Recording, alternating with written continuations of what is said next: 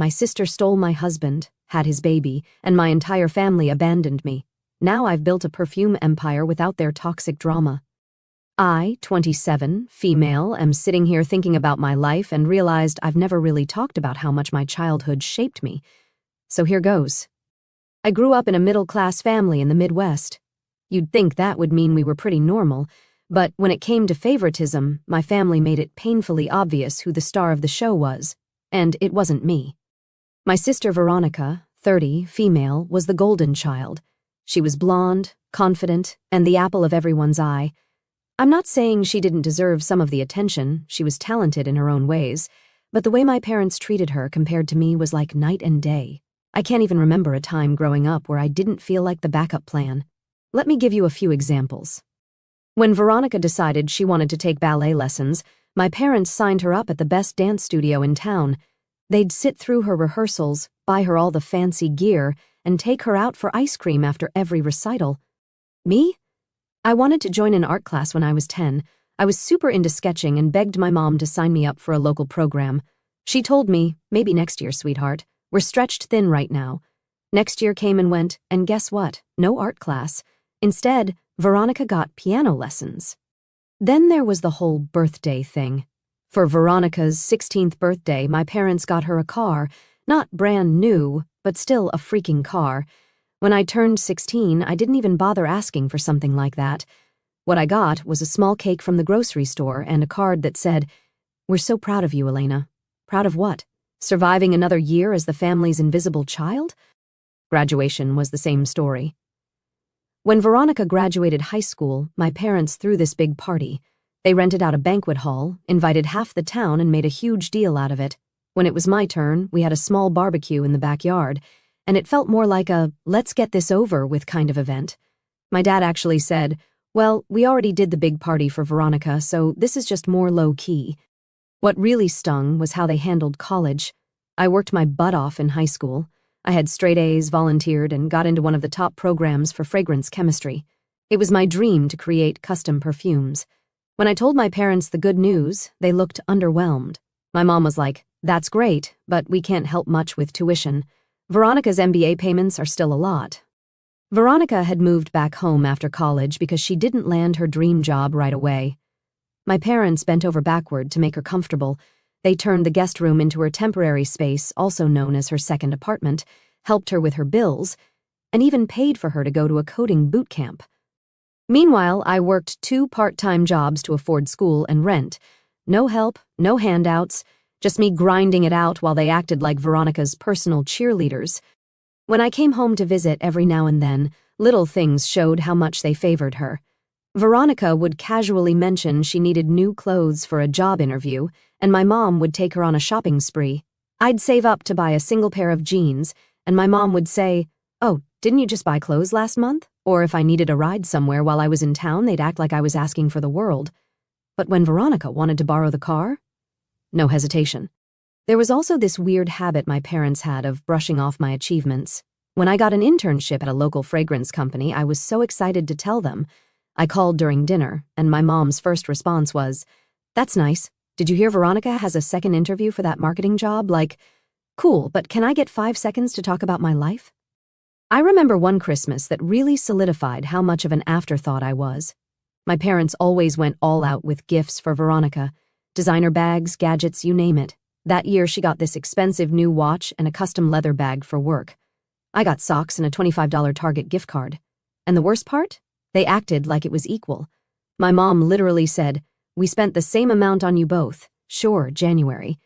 The favoritism wasn't just annoying, it messed with my self-esteem. I constantly felt like I wasn't good enough, like no matter what I did, Veronica would always be the one they cared about more. And the thing is, Veronica didn't seem to notice or care. She'd bask in the attention, and I'd just exist. It wasn't until I was older that I realized how much this dynamic shaped me. I worked harder than I probably needed to because I felt like I had something to prove. I wanted to be seen, to matter, but at the same time, I learned to be independent because I couldn't rely on anyone else, not even my own family. I don't think my parents were trying to be cruel. I think they just genuinely believed Veronica needed more attention because she was more, whatever, more outgoing, more ambitious, more their idea of success. But it doesn't make it right. I'm sharing this now because I know I'm not the only one who grew up feeling like the second choice. And if you've been there, just know you're not crazy for noticing it, and you're not alone. Anyway, during my final year of school, I was juggling a million things, classes, 2 part-time jobs, and an internship. One of my jobs was at a boutique perfume shop in the city. It wasn't glamorous, but I loved it. I spent my days surrounded by beautiful fragrances, experimenting with scents when I could, and helping customers find their signature scent. For me, it wasn't just a job. It felt like a small step toward my dream. That's where I met Adrian. He came into the shop one afternoon looking for a custom scent for a client. He was tall, polished, and had this easy confidence about him. At first, I thought he was just another wealthy guy who wanted something expensive to impress someone, but he surprised me. He actually seemed interested in the process, asking about the ingredients, how scents were layered, and what inspired my creations. We spent nearly an hour working on the perfect blend, and by the time he left, I was impressed by how down-to-earth he was. He wasn't flashy about his success, even though it was obvious he had money. He came back a week later to pick up the final product, and instead of just saying thanks and leaving, he stayed to chat. Over time, Adrian became a regular at the shop. He'd stop by to talk about business, creativity, or life in general. I learned that he ran a startup that had recently hit it big, but he never flaunted it. He was more interested in hearing about my studies and my goals. No one had ever taken that kind of genuine interest in me before. Not my family, not anyone. Eventually, he asked me out. I remember being so nervous because I didn't know if I was ready for anything serious. I had so much going on, and the idea of dating someone like Adrian felt intimidating. But he made me feel at ease. He didn't care that I was still a student working 2 jobs. He admired my drive and passion, and he made me feel seen in a way I never had before. Our relationship moved quickly, but it felt natural. Adrian was supportive in ways I wasn't used to. When I had late-night assignments, he'd send me takeout so I wouldn't forget to eat. When I was stressed about exams, he'd remind me to take breaks and breathe. He wasn't just my boyfriend. He became my biggest cheerleader. When Adrian proposed a year after we started dating, I was stunned. I knew we were in a good place, but I didn't expect it so soon. He planned this whole elaborate evening, dinner at a rooftop restaurant, soft music, candles, the works. When he pulled out the ring, I didn't even hesitate. I said yes because I finally felt like I was someone's first choice. Of course, when I told my parents, their reactions were predictable. My mom barely acknowledged the engagement before saying, "Wow, Adrian must be doing well. I hope he's taking good care of you." My dad's response was similar. "Well, at least you won't have to worry about money anymore." They didn't ask about the proposal, the wedding plans, or even how I felt. It was all about Adrian and what he could provide. At our engagement dinner, my mom leaned over and whispered, "You know, Adrian must have some friends. Veronica could use someone like him." I tried to brush it off as a one-time comment, but it wasn't. Every time I talked to my mom after that, she'd find a way to bring it up. "Have you talked to Adrian about introducing Veronica to anyone? You know Veronica's been so unlucky in love. Maybe Adrian could help." It was like she couldn't stand the idea of me having something Veronica didn't. The wedding planning process was a nightmare. My mom acted more excited about what Adrian's side of the family was contributing than about the actual wedding. She'd say things like, "Well, at least they're paying for the venue. That's nice of them," as if it wasn't my wedding too. The wedding day itself was beautiful, but of course Veronica couldn't just let me have my moment. She showed up in this over-the-top dress that looked more like something you'd wear to prom than to your sister's wedding. She spent half the night networking with Adrian's friends and colleagues like she was trying to audition for a role in his life. And the comments, oh my God, the comments. She'd joke loudly about how lucky I was to find someone like Adrian, saying things like, "Wow, Elena really hit the jackpot, didn't she?" Or Adrian must have a soft spot for hard-working women. I could feel the backhanded compliments dripping with jealousy. I wasn't the shadow anymore, and Veronica couldn't handle it. I saw it in the way she acted around Adrian, overly friendly, always laughing at his jokes like they were the funniest thing in the world. At one point during the reception, I caught her cornering him by the bar, and it made my stomach turn. When I asked her later what they talked about, she shrugged and said, "Oh, nothing. Just thanking him for being so good to you." The honeymoon phase of my marriage was everything I wanted it to be, but my family's behavior lingered in the back of my mind. My mom kept pushing me to involve Veronica in Adrian's social circle, like it was my responsibility to find her a wealthy husband, too. At first, I thought I was imagining things, like maybe I was being too sensitive or insecure. But then I started noticing how Veronica treated me differently. She stopped pretending to be supportive and started making subtle digs about my relationship. If Adrian posted something sweet about me online, she'd leave a sarcastic comment like, "Guess we know who the favorite is now." Instead of celebrating with me, my family acted like I owed them something for my success. I should have trusted my instincts.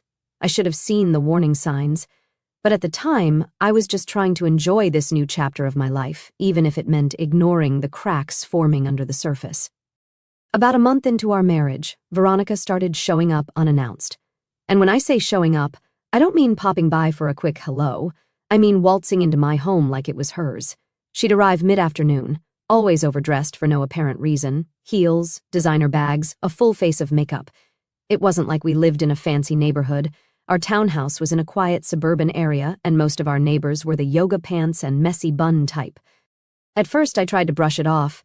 Maybe she just wants to spend more time with me, I thought. But no, she wasn't coming to see me. She'd spend most of her time hovering around Adrian. She'd linger in the kitchen while he cooked. He loved making homemade pasta. It was his thing, laughing at his jokes like she was auditioning for a rom-com. It made me so uncomfortable. I remember one day I was folding laundry in the living room when I overheard them in the kitchen. Adrian was explaining how he made his bolognese sauce, and Veronica was laughing so loudly you'd think he was a stand-up comedian. It wasn't just a polite chuckle. It was that kind of laugh, the kind that makes your stomach twist because you know it's not about the joke. I told Adrian how I felt. I even tried to make it sound casual. I said something like, "Hey, I love that Veronica's visiting, but maybe it's a bit much." He just shrugged and said, "She's your sister. She's probably just lonely." Lonely? Veronica wasn't lonely. She was bored. There's a difference. Things escalated when she started coming over even more frequently. Once I came home from work to find her sitting on our couch with Adrian, eating takeout from our favorite place like they were having a little date night. When I asked what she was doing there, she smiled and said, "Oh, I was in the neighborhood and figured I'd keep Adrian company since you were working late." That's when I started to notice other things. Veronica had this knack for finding reasons to touch Adrian, fixing his tie, brushing lint off his shoulder, leaning in a little too close when she talked to him. Adrian didn't seem to notice, or at least he pretended not to. One night, everything came crashing down. I had just gotten home from a long shift at the boutique. I walked into the house and heard them in the kitchen. Veronica was laughing again, that same laugh. I stood there in the hallway, frozen, just listening. I finally worked up the courage to walk in, and there they were, Veronica perched on one of the bar stools, leaning forward, while Adrian stood across from her with this stupid grin on his face. I don't even remember what they were talking about. All I remember is how my heart sank. Later that night, I confronted Adrian. I said, "What's going on with you and Veronica?" He looked at me like I was crazy. "What do you mean? She's your sister." "Exactly," I said. "So why does it feel like she's here for you and not me?" He denied everything, said I was overthinking it, said Veronica was just friendly and I needed to relax. But I couldn't shake the feeling that something was off. The final straw came a few weeks later. Adrian started coming home late. He always had an excuse: work dinners, meetings, errands. One night he walked in the door at nearly midnight. He smelled like perfume, and not just any perfume, something floral and sweet, like jasmine and vanilla. I'm a perfumer. I know every scent in my collection, and that wasn't one of mine. I didn't even have to ask. He admitted it before I could get the words out. "Elena," he said, "Veronica and I, we're in love." In love. Those two words hit me like a freight train. My sister. My husband. I couldn't even process it. All I could think was, how? When? Why? I didn't cry. Not right away. I just stood there staring at him while he mumbled something about how these things happen and he didn't mean for it to happen. I felt like I was watching my life unravel in real time. The next day I called my parents. I was desperate. I needed somewhere to stay while I figured out what to do. My mom answered the phone and I explained everything. I told her I needed to come home just for a little while. She hesitated.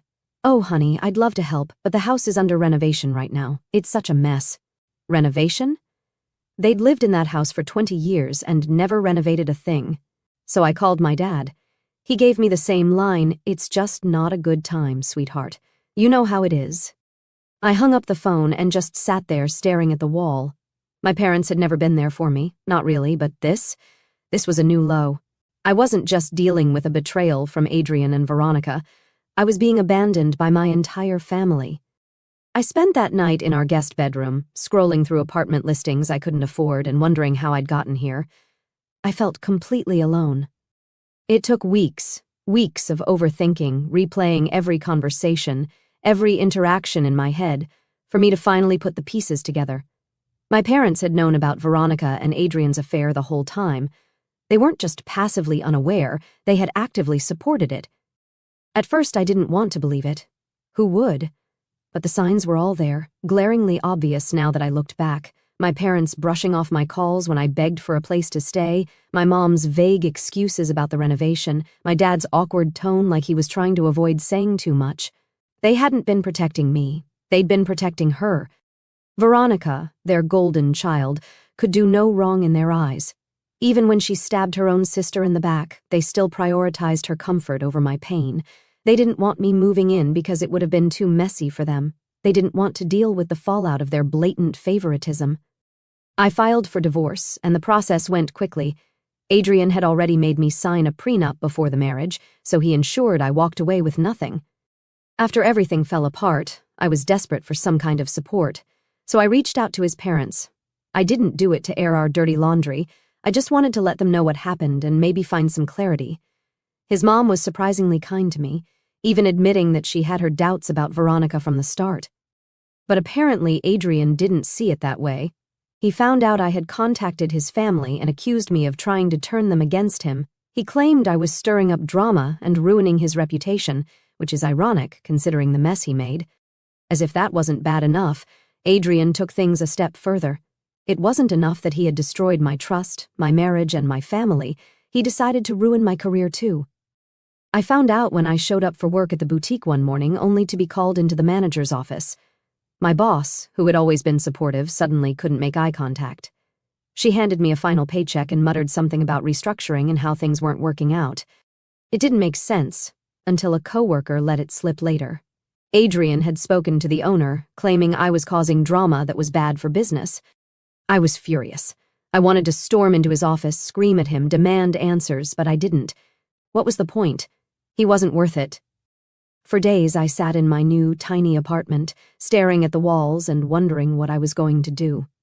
Rent was due soon, and without a job, I had no idea how I was going to pay it. I felt like the universe had ripped away everything I'd worked for. But then one night, something clicked. I was scrolling through Instagram, looking at pictures of people I didn't even know living lives I couldn't afford, when I stumbled on a post about small businesses. It was a woman who had started her own candle-making company out of her kitchen. She talked about how she'd turned her passion into a career and built something from the ground up. I sat there, holding my phone, and thought, why not me? I had always dreamed of starting my own perfume line, but I'd kept pushing it aside because I didn't think I was ready. Well, if there was ever a time to take a risk, it was now. I had nothing left to lose. I took out a small loan, just enough to cover the basics, and used what little savings I had left. My apartment became my workspace. Word started to spread. One day, a small beauty blogger with a decent following posted a review raving about how unique my scents were. Overnight, my Instagram blew up.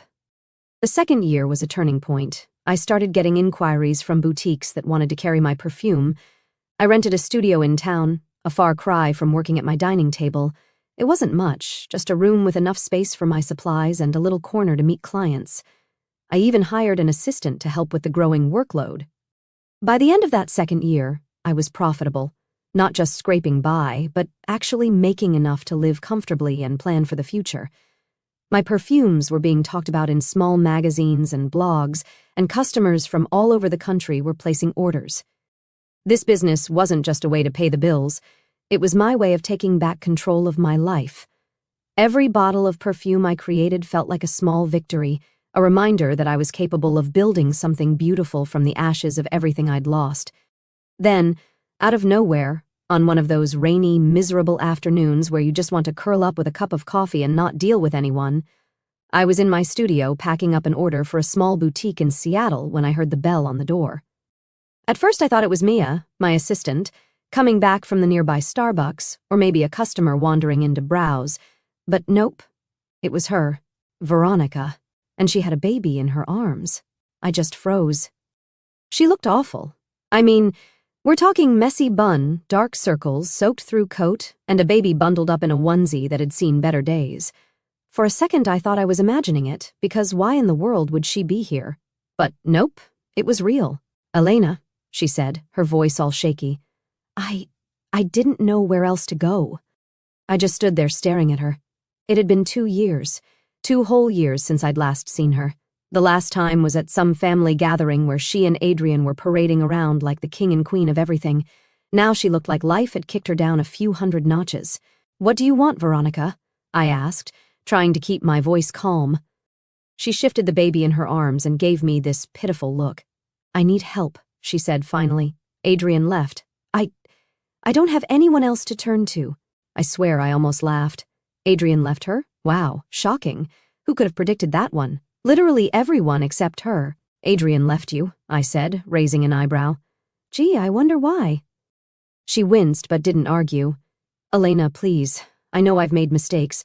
I know I hurt you, but I'm desperate. I have nowhere else to go." And then she said it. "This is your nephew," she added, motioning to the baby. "Don't you want to meet him?" "My nephew. Right." I glanced at the baby. He looked innocent enough. But then I looked back at Veronica, the same sister who had blown up my life without a second thought, and any sympathy I might have felt disappeared. "Why don't you call Adrian?" I asked. "Isn't this his kid?" Her face turned red and she started stammering. "Well, no, he's not. Of course he wasn't." It all came spilling out after that. Apparently, after Veronica won Adrian, she realized he wasn't exactly the dream husband she'd imagined. Sure, he had money, but he was also controlling and kind of a jerk. Shocking. So naturally, she started cheating on him. She kept draining his bank account to fund her lifestyle, luxury bags, trips, all that. But when Adrian found out she was cheating, he cut her off completely. Since then, she'd been trying to keep up appearances, buying designer clothes and posting old vacation photos to make it look like her life was still perfect. But you can only fake it for so long. And when she came to me that day, she was absolutely falling apart. "Elena, please," she begged, tears streaming down her face. "I know I don't deserve your forgiveness, but I'm begging you. I have no money, no home, nothing. I can't do this on my own." I just stared at her. Part of me wanted to scream, "Are you kidding me?" The same sister who took my husband, ruined my marriage, and acted like I was nothing was now standing in my studio begging for help. "You have some nerve," I said finally. "You didn't care about me or my life when you were blowing it up, but now you want me to bail you out?" She started sobbing harder, and honestly, I wasn't moved. This wasn't new. Veronica had always been good at turning on the waterworks to get what she wanted. "I don't have anywhere else to go," she said again. "That's not my problem," I replied. "You made your choices, Veronica. Now live with them. Or go to your lovely parents. Just stay the hell out of my life. All of you." I walked to the door, opened it, and motioned for her to leave. She hesitated, standing there like she thought I'd suddenly change my mind. But when she saw I wasn't budging, she clutched the baby tighter and walked out into the rain without another word. As the door shut behind her, I stood there for a minute, letting it all sink in. I didn't feel bad. Not really. Maybe for the baby, sure, but not for her. I went back to my desk and tried to focus on work, but my brain wouldn't shut up.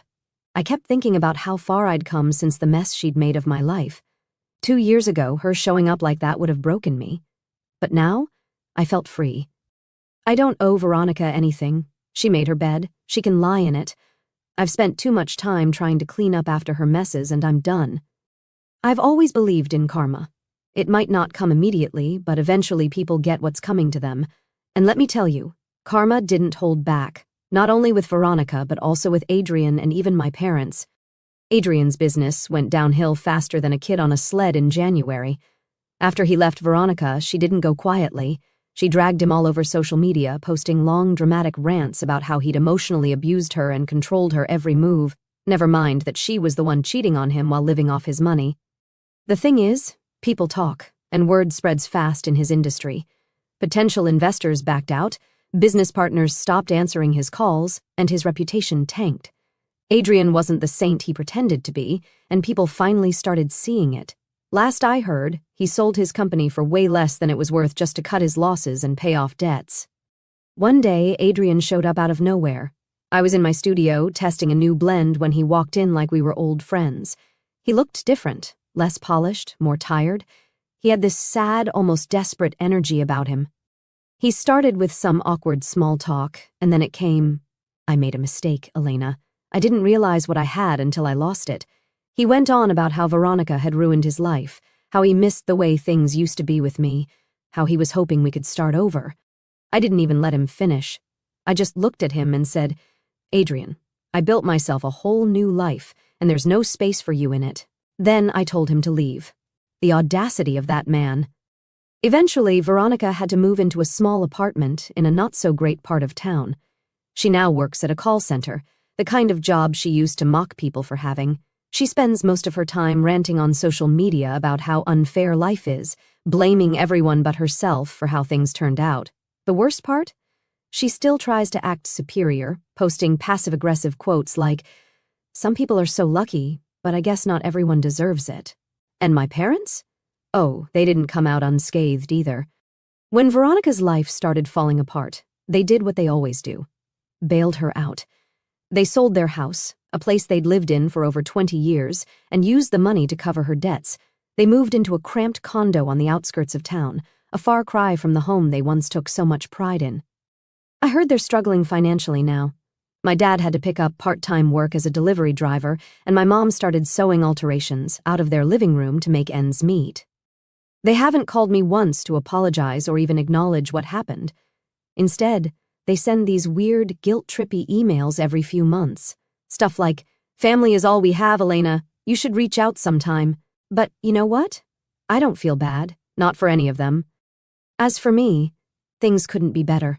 My business is thriving in ways I never could have imagined. I opened my first store